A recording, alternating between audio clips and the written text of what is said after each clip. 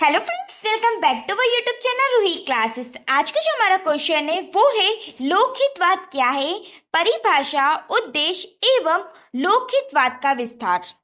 हाँ तो फ्रेंड्स, सबसे पहले हम बात करते हैं हमारे फर्स्ट पॉइंट की, जो कि है लोकहितवाद क्या है। ठीक है, तो लोकहितवाद एक ऐसा वाद या न्यायिक कार्यवाही है जिसमें जनसाधारण अथवा जनता के एक बड़े भाग वर्ग का हित निहित होता है। ठीक है, अगर दूसरे शब्दों में कह सकते हैं कि एक ऐसा वाद अथवा न्यायिक कार्यवाही अथवा मामला जिसमें जनसाधारण अथवा समाज का हित हो, वह लोकहितवाद कहलाता है। मतलब कि लोकहितवाद क्या होता है, तो जिसमें एक व्यक्ति का हित ना हो बल्कि कि सभी, ठीक है, पूरे समाज का या जनसाधारण का हित ना होकर पूरे समाज का जो है हित हो, ऐसा क्या कहलाता है, वाद लोकहितवाद कहलाता है, जो कि किसी एक व्यक्ति विशेष का ना होकर सभी के लिए हो। ठीक है, लोकहितवाद निर्धन व कमजोर वर्ग के लोगों को न्याय दिलाने का क्या अनूठा मंच है, महत्वपूर्ण मंच है।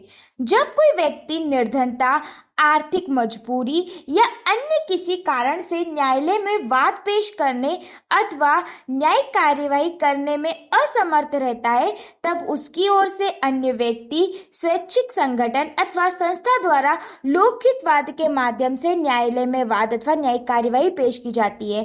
कहने का तात्पर्य है कि अगर कोई ऐसे व्यक्ति हैं जो कि कमजोर है या निर्धन मतलब गरीब है, ठीक है, तो उन व्यक्तियों को न्याय दिलाने के लिए, ठीक है, उनकी तरफ से कोई अन्य व्यक्ति, ठीक है, या फिर संगठन या संस्था उनके माध्यम से जो है कोई भी बात जो है पेश करते हैं न्यायालय में, या फिर कोई भी न्यायिक कार्यवाही पेश करते हैं, तो वो क्या है, लोकहितवाद है। ठीक है, इसी के माध्यम से जो है कोई भी अन्य व्यक्ति, संगठन या संस्था न्यायालय में वाद अथवा न्यायिक कार्यवाही क्या कर सकते हैं, पेश जो है कर सकते हैं। ओके, अब हम बात करेंगे हमारे सेकंड पॉइंट की, जो कि इसकी परिभाषा। तो इसको परिभाषित तो नहीं किया गया है, लेकिन उच्चतम न्यायालय के जो पूर्व न्यायाधीश कृष्ण आर्यन है, उनका कहना है कि पीड़ित व्यर्थित व्यक्ति के ही न्यायालय में जा सकने की संकुचित धारणा अब समाप्त हो गई है। उसका स्थान अब वर्ग कार्यवाही, लोकहितवाद, प्रतिनिधिवाद आदि ने ले लिया है। अब कोई भी व्यक्ति जो किसी लोकहितवाद से जुड़ा हुआ है, ऐसे हितों की सुरक्षा के लिए न्यायालय में जा सकता है।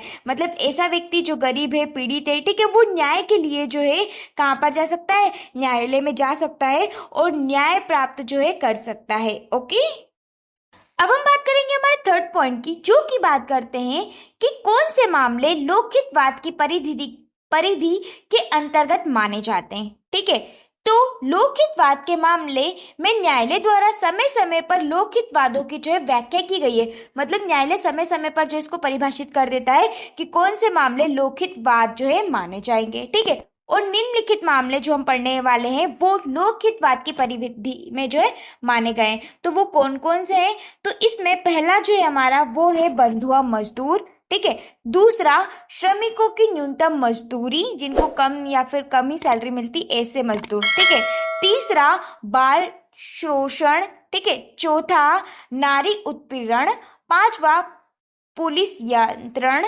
और छठा जो है वो है पर्यावरण संरक्षण, सातवां दलित एवं पिछड़े वर्गों पर अत्याचार, आठवां पारिवारिक पेंशन, नवा हिंसा से प्रभावित पीड़ित व्यक्ति, दसवां नारी निकेतनों की दुर्दशा, और लास्ट है हमारा कारागृहों में शोषण, उत्पीड़न अथवा अव्यवस्था आदि।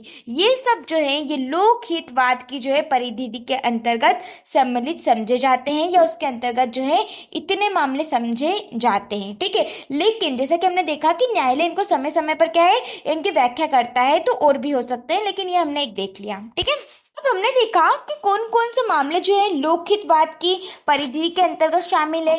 तो हम इसी के साथ ये भी देखेंगे कि ऐसे कौन कौन से मामले हैं जो कि लोकहितवाद की परिधि के अंतर्गत शामिल नहीं है। ठीक है, तो कौन कौन से हैं, तो पहला भूस्वामी एवं किराएदार के बीच वाद। ठीक है, इसके बाद दूसरा सेवक अथवा नौकरी। ठीक है, तीसरा सरकारों के विरुद्ध निजी शिकायतें, और लास्ट है शिक्षण संस्थाओं में प्रवेश आदि। ये जो है लोकहितवाद की परिधि के अंतर्गत जो है शामिल नहीं है। ओके, अब हम बात करेंगे हमारे नेक्स्ट पॉइंट की, जो कि है लोकहितवाद के क्या उद्देश्य है। ठीक है, तो लोकहितवाद के निम्नलिखित उद्देश्य, जिसमें पहला हमारा उद्देश्य है समाज के कमजोर वर्ग के लोगों को न्याय सुलभ कराना, मतलब समाज के जो भी कमजोर वर्ग के लोग हैं उनको न्याय दिलाना। ठीक है, दूसरा है सभी को न्याय प्राप्ति के समान अवसर उपलब्ध कराना, मतलब सभी को न्याय प्राप्त हो सके ऐसे जो है समान अवसर जो है सभी को उपलब्ध कराना। ठीक है, तीसरा जो है वो है हमारा संविधान की भावना के अनुरूप सभी को सामाजिक, आर्थिक, राजनीतिक न्याय प्रदान करने की दिशा में पहल करना, मतलब जैसा कि हमारा संविधान कहता है कि हर व्यक्ति को सामाजिक, आर्थिक, राजनीतिक क्षेत्र में जो है न्याय मिलना चाहिए, तो उसी की दिशा में क्या करना, पहल करना या फिर कार्य करना। ठीक है, चौथा है मानव अधिकारों को संरक्षण प्रदान करना। ठीक है, पांचवा है वितरित न्याय की अवधारणा को फलीभूत करना। ठीक है, इसके बाद छठा है मानव मात्र में बंधुता की भावना का संचार करना। ठीक है, मतलब बढ़ाना। इसके बाद लास्ट है देश की एकता, अखंडता एवं गरिमा को बनाए रखना, मतलब देश की जो भी अखंडता है, एकता है और गरिमा जो है उसको बनाए रखना जो है इसके उद्देश्य जो है माने जाते हैं। क्लियर। अब हम बात करेंगे हमारे लास्ट पॉइंट की, जो कि है लोकहितवाद का विस्तार क्या है। ठीक है, तो लोकहितवाद का क्षेत्र अत्यंत व्यापक है, मतलब कि इस क्षेत्र की अगर बात करें तो इसका क्षेत्र बहुत बड़ा है। ठीक है, इसके क्षेत्र का अध्ययन जो है दो दृष्टियों से किया जाता है, मतलब दो बिंदुओं पर जो है लोकहितवाद का जो है अध्ययन किया जाता है। तो वो कौन कौन से बिंदु है, तो इसमें हमारा जो फर्स्ट पॉइंट है वो है विषय वस्तु की दृष्टि से, और दूसरा जो है वो है अधिकारिता की दृष्टि से। हाँ, तो फ्रेंड्स इस प्रकार हमारा जो क्वेश्चन था लोकहितवाद वो यही समाप्त होता है। हम मिलते हैं नेक्स्ट वीडियो में नेक्स्ट टॉपिक के साथ।